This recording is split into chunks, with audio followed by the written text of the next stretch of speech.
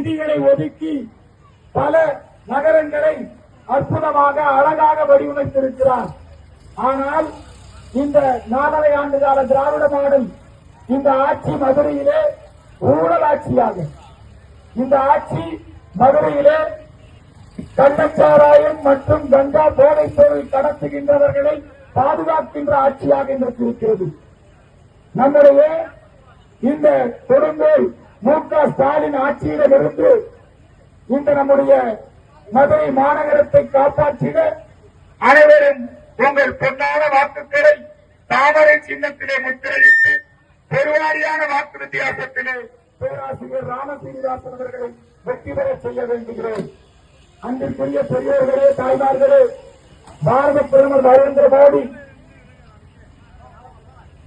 மத்தியிலே பாரத பிரதமர் நரேந்திர மோடி, மாநிலத்திலே எடப்பாடியாருடைய நல்லாட்சி 4.5 ஆண்டு காலம் வெகு சிறப்பாக நடைபெற்றது.